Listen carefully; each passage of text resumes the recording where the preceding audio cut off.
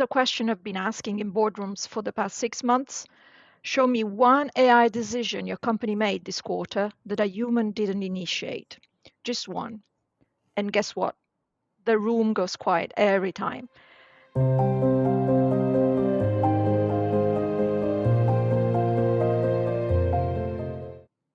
Hi, welcome to our first podcast.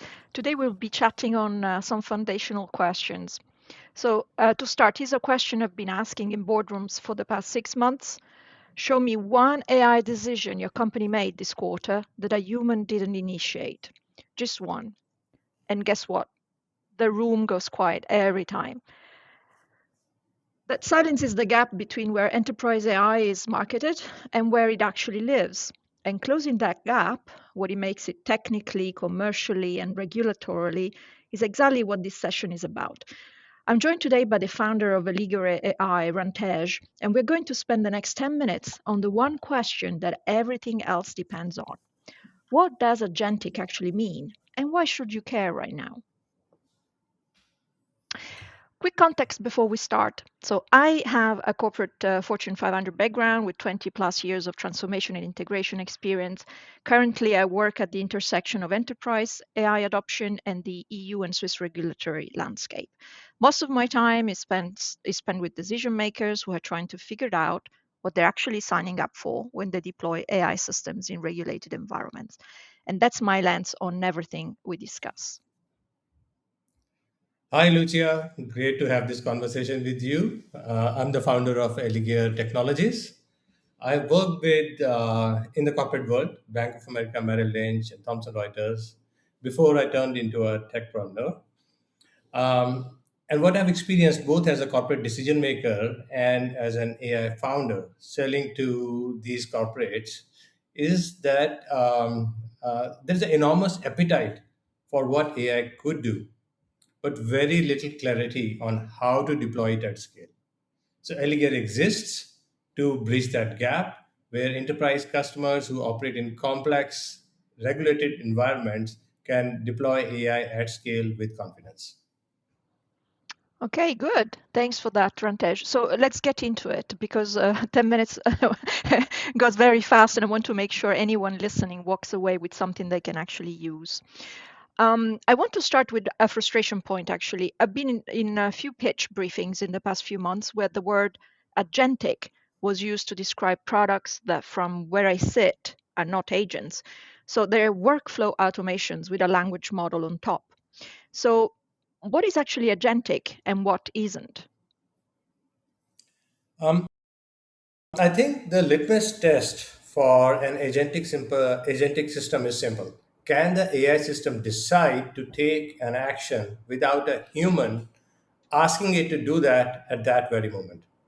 A chatbot responds, a copilot suggests, an agent initiates the action. An agent perceives the state, decides something needs to be done, and acts on it on its own. So that's the line.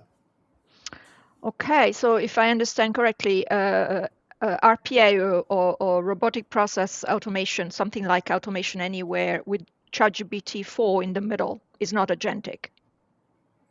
I would say no. So if it's still executing a predefined sequence you wrote, then no. Well, it's with GPT-4, it's faster, it's more flexible, it might look more impressive. But if a human defined every step, it's sophisticated automation. It's not agentic. So the distinction matters enormously because the moment you have genuine initiation of action autonomously, you have a completely different governance problem to solve. Say more about that. So why does initiation of action change the governance picture? So this is a very interesting topic. So when a system can initiate an action, it can surprise you. A deterministic automation fails in predictable phase. So for example, there's a three-step process. The third step, you did not get the data input or the data in the right format, the system fails. But you could predict that. However, an agent, on the other hand, in such a scenario, could proactively find ways to source data from some other internal or external sources. But that could lead to completely unanticipated outcomes. So generative AI is driving what some call an AI sprawl.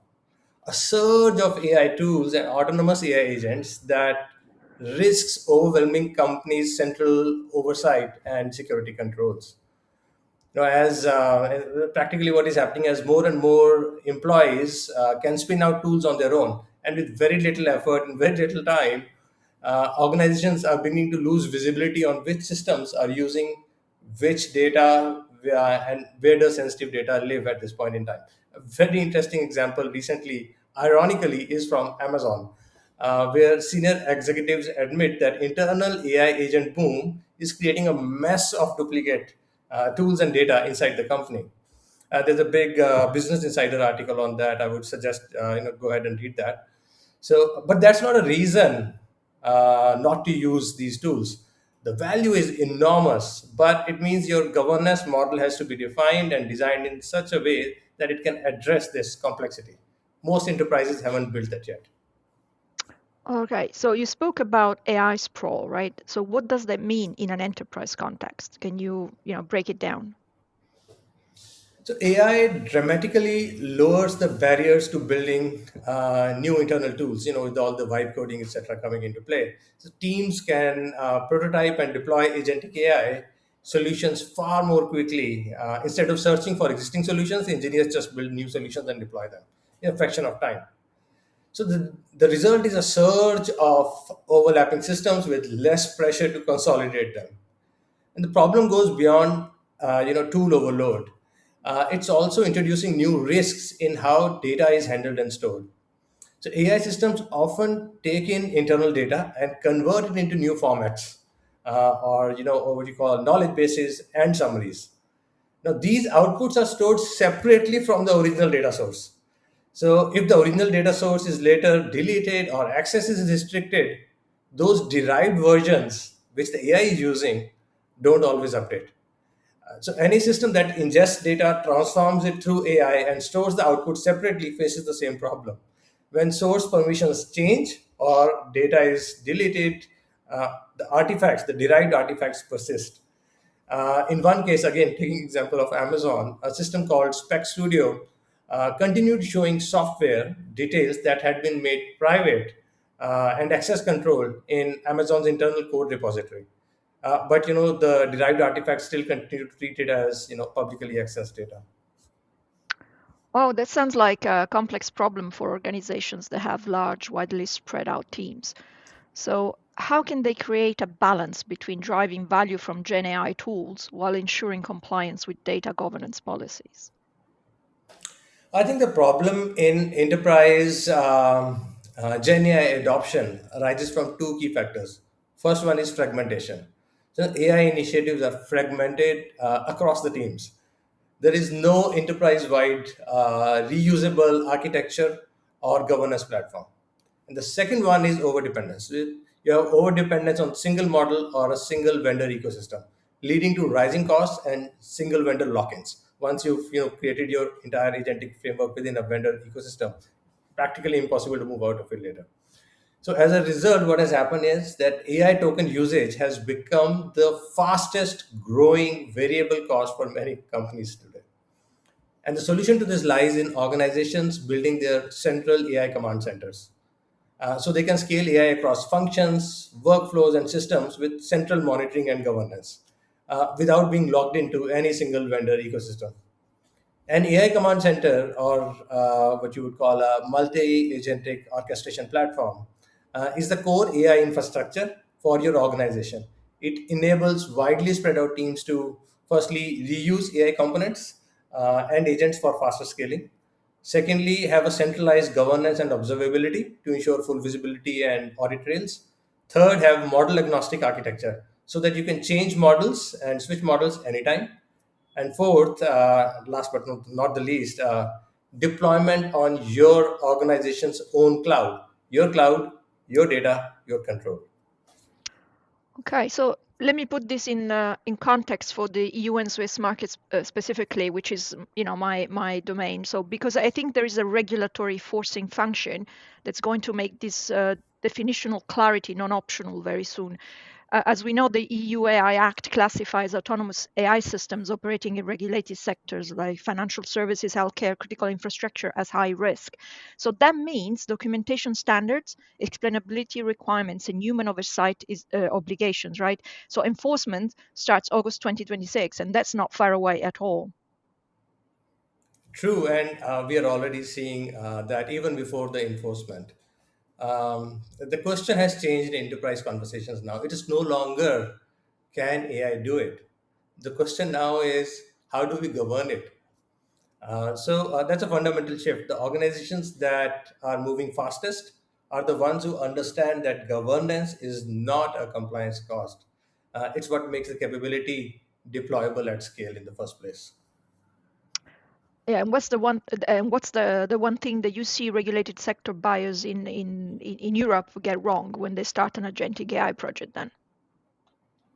I think they start very well by asking the question with the use case question, which is like, what do we want the AI agent to do?